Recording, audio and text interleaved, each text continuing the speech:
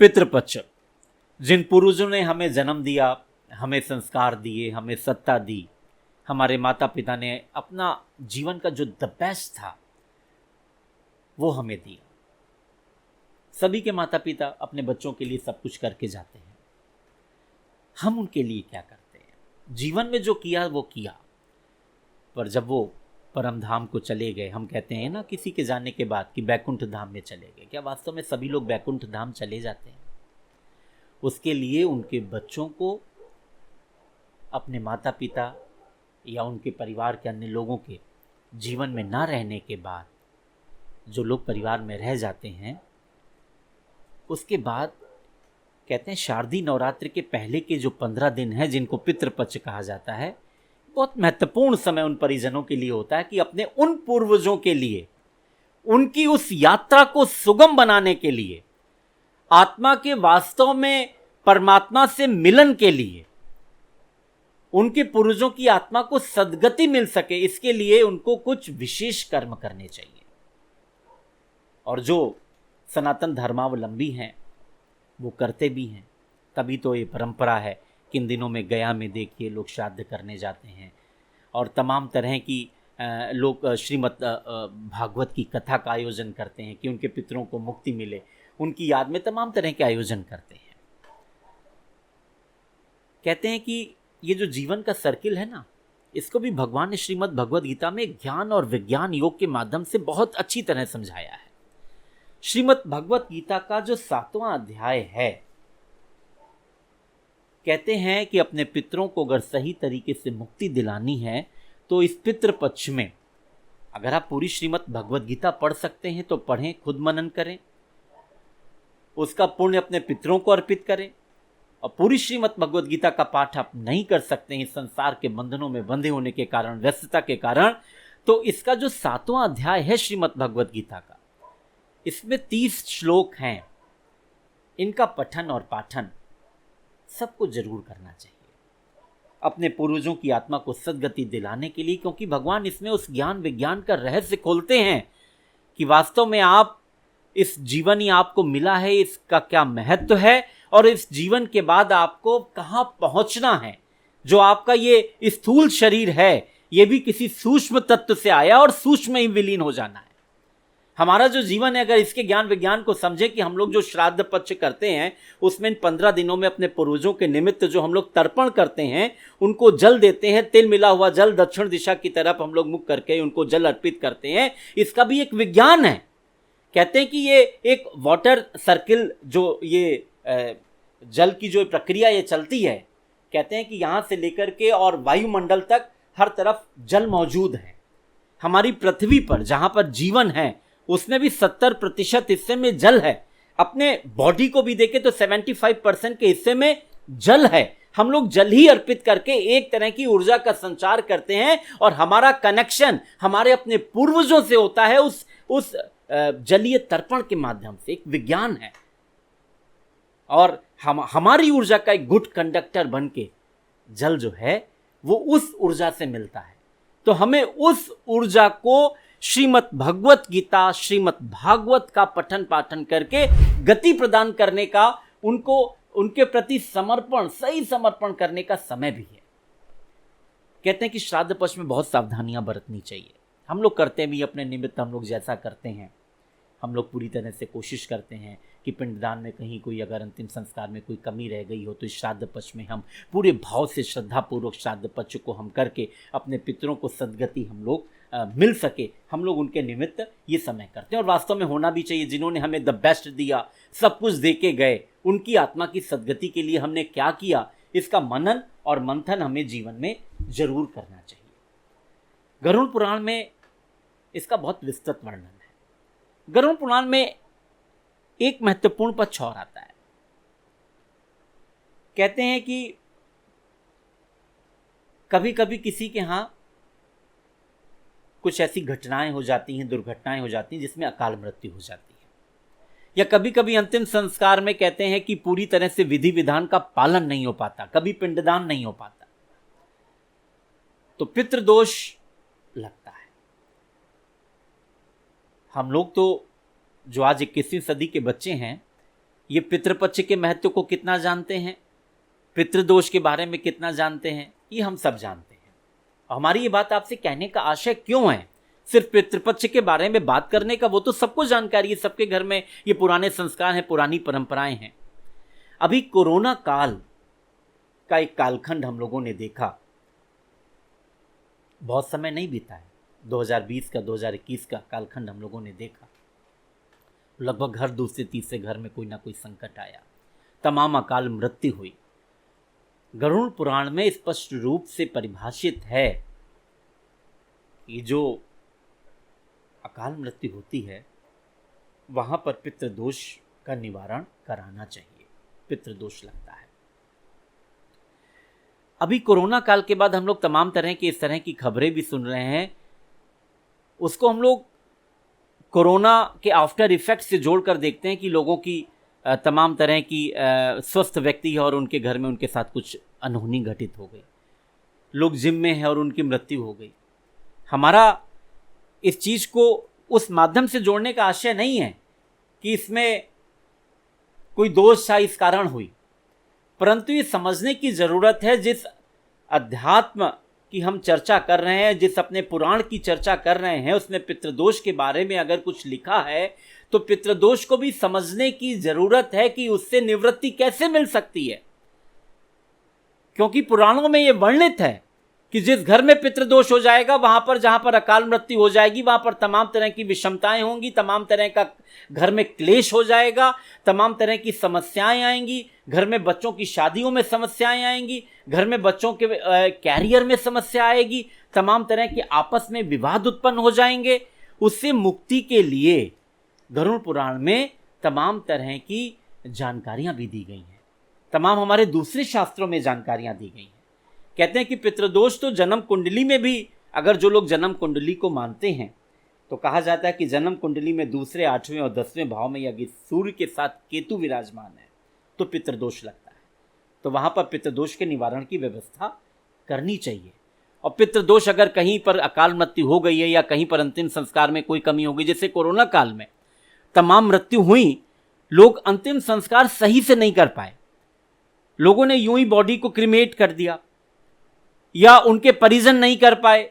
सफाई कर्मियों ने कई जगह बड़े बड़े करोड़पतियों और अरबपतियों की डेड बॉडी को सफाई कर्मियों ने जला दिया, या कहते हैं कि इलेक्ट्रिक सौदागृह में जला दिया गया, और उनकी वो 13 दिन की जो प्रक्रिया होनी चाहिए सनातन धर्मावलंबी के मानने वाले परिजनों ने भी, वो भी नहीं मना पाए।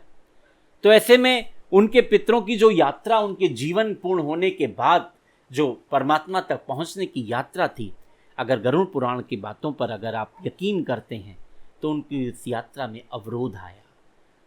कहते हैं कि उनको मुक्ति नहीं मिली। तो उनको मुक्ति कैसे मिले, इन 15 दिनों में इस पर भी विचार करने की जरूरत है। तो हमारा आशय ये है आपको कि पितृदोष के निमित्त बात उठाने की बात ये थी कि पितृपक्ष में हम श्रीमद् भगवत गीता के 7वें अध्याय का मनन मंथन करें। हम लोग श्रीमद् भागवत का पाठ जहां होता है उसको सुने, जो करा सकते हैं वो कराएं। पर कोरोना काल में जिन परिवारों में सही तरीके से वास्तव में अंतिम क्रिया नहीं हुई, वो इस चीज को चेक करें कि उनके परिवार में वास्तव में उसके बाद किसी तरह की कोई दिक्कतें तो नहीं है। अगर हैं तो ये पितृदोष के कारण हो सकती हैं, और उसको निवारण के लिए उनके जो उनके यहाँ पूजन पाठ कराने वाले, जो भी उनकी व्यवस्थाएं हों, जो उनके जानने वाले ज्योतिषी हों, जो उनके यांत्रिक तांत्रिक जो भी लोग हों, उसके निमित्त वो पूजा जरूर कराएं, अगर आप हिंदू धर्म को मानते हैं। ये चीज भी कहने की हम जरूर समझते हैं। बाकी पितृ पक्ष में हमें तमाम तरह की सावधानियां भी बरतनी चाहिए। कहते हैं कि इन 15 दिनों में आपको बिल्कुल संत का जीवन जीना चाहिए। अब आज के युग में तो ऐसा हो पाना मुश्किल है, तमाम लोग नहीं कर पाते हैं, उतनी परंपराओं का पालन नहीं कर पाते हैं। परंतु जब आप तर्पण करते हैं तो तर्पण में शुद्धि का विशेष ख्याल रखें, दिशा का विशेष ख्याल रखें। और तर्पण के समय अगर आप मंत्र पढ़ सकते हैं तो तर्पण के निमित्त अपने जो भी पांडित्य कर्म कराने वाले आपके पुजारी हैं उनसे जानकारी ले लीजिए। मंत्र पढ़िए। मंत्र नहीं पढ़ सकते हैं तो शुद्ध हिंदी भाव में आप ब्रह्म मुहूर्त के समय, ब्रह्म मुहूर्त से और 6 बजे के बीच में दक्षिण दिशा की तरफ मुख करके अपने पितरों को आप जल अर्पित करें, उनको आमंत्रित करें और उनसे क्षमा याचना भी करें। अगर आपको लगता हो कि आपके जीवन काल में कोई गलती हुई हो या बाद में कुछ इस तरह का आपने अगर कुछ आपके कोई भी मानसिक, वाचिक, कार्मिक अगर कोई कमी रह गई और हो सके तो श्रीमद् भगवद गीता के 7वें अध्याय को सुने और उसका पुण्य आप कह करके अर्पित करें अपने पितरों को। कहते हैं कि जो श्राद्ध में हम लोग जो भोजन का कौर है वो कौवों के लिए निकालते हैं, क्या कौवों में पितरों का वास होता है? इसको लेके भी तमाम तरह के प्रश्न होते हैं। तो इसको भी लेकर तमाम पुराणों में तमाम कहानियाँ वर्णित हैं और कहा जाता है कि त्रेता युग में तो वो कहानी भगवान श्री राम से ही जुड़ी हुई है कि भगवान इंद्र के जो पुत्र जैन थे वो कौवे के रूप में उन्होंने जिस तरह से माँ सीता के पैर में चोंच मारी थी और फिर भगवान राम ने जिस तरह से कंकड़ का धनुष से, कंकड़ के तीर से उन्होंने अपने धनुष से जिस तरह से उस कौवे की आँख उन्होंने फोड़ दी थी और उसके बाद जयंत को जो है अपनी गलती का एहसास हुआ। उसके बाद भगवान राम ने कौवे को ये वरदान दिया था कि आज के बाद जो भी पितरों की मुक्ति होगी वो आपके माध्यम से होगी। तो कौवों को भोजन जरूर कराएं। याद रखें, इन 15 दिनों में 15 दिनों में अगर आप भूल गए हो श्राद्ध के दिन, तो अमावस्या के दिन आप जहां पर आप अपनी छत पर मुंडेर पर डालेंगे निश्चित रूप से कौवे आएंगे, या जहां पर आपको लगता हो कि यहाँ पर कौवे आ सकते हैं, आप उनको अपने पितरों के निमित्त निकाला गया भोजन का निवाला जरूर प्रदान करें। गौ को, कुत्ते को आप जरूर जो हैं हाथ जोड़ करके आप अपने पितरों के निमित्त बनाया गया भोजन जरूर अर्पित करें। एक बड़ा महत्वपूर्ण प्रश्न और रहता है कि जो बेटियां ब्याह के दूसरे घरों में जाती हैं, अपने पति के घर में जाती हैं, उनको उनके कौन से पितर होते हैं? क्योंकि वो अक्सर हम देखते हैं कि पितृपक्ष में आप देखिए वो मांझ बुलाए जाते हैं कि दामाद जी बुलाए गए, बेटी भी आई, तो बेटी अपने भी माता पिता और उनके पूर्वजों को याद करती है।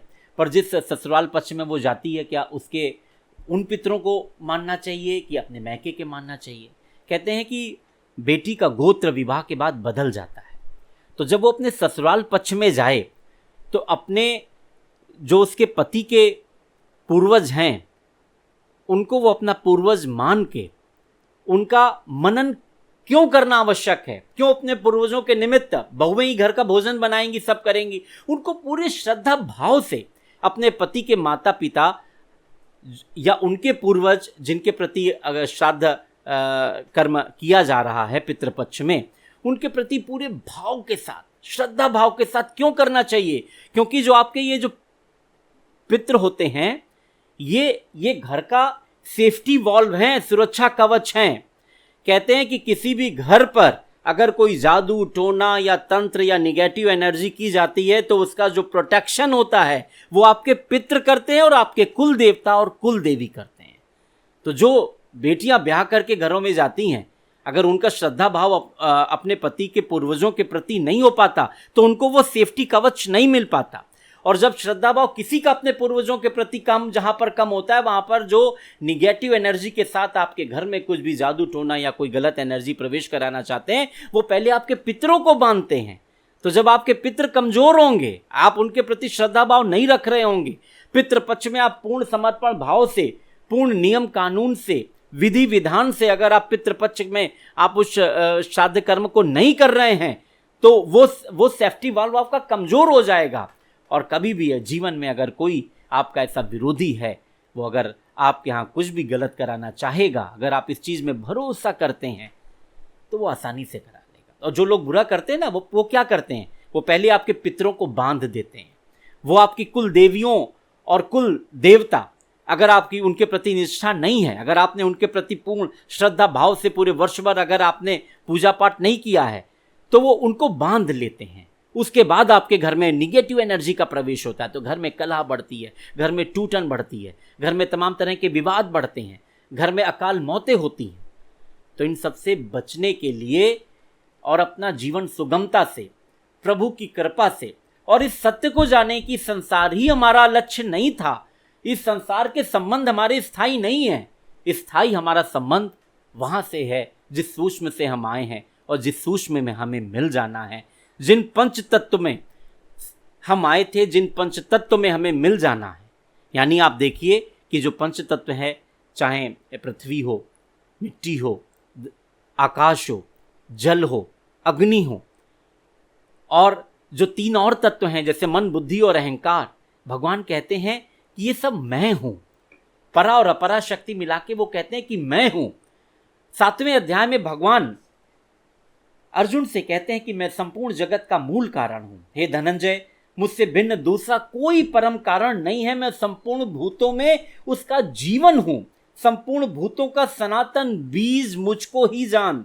जो मेरे शरण होकर जरा और मरण से मुक्त होने का यत्न करते हैं, अपने आदिभूत, आदिदेव और आदि यज्ञ सहित मुझे अंत काल में भजते हैं, यानी अंतिम समय जो मेरा ध्यान करते हैं वो मुझ तक पहुंचते हैं। और शायद पितृपक्ष का ये समय है हम इस सत्य को भी जानें, जीवन के सत्य को जानें। तो अपने उन पूर्वजों को जिन्होंने हमें ये जीवन दिया, तो कहते हैं कि जो वृक्ष की जो पत्तियां होती हैं वो अपनी जड़ों को सींचती हैं। यही समय है पितृपक्ष। पितृपक्ष के पावन समय में हम अपने पूर्वजों को नमन करते हैं। नमस्कार।